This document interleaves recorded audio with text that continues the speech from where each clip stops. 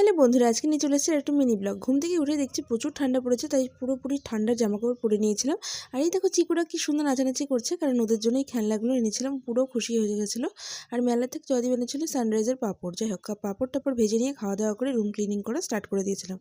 এত কাজ ছিল যে কি বলবো, শেষই করতে পারছিলাম না। একজন এসেছিলো বাড়িতে কীর্তন করতে।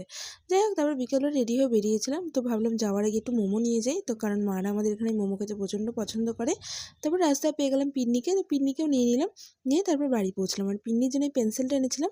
তো যাই হোক, পিন্নি কিন্তু পুরো হ্যাপি। আর পিন্নিও মোমো খাচ্ছিল। আর মাকে দেখো ব্যাগটা দিয়ে দিলাম, মা একটু লাগিয়ে দেখিয়ে দিল আমাকে।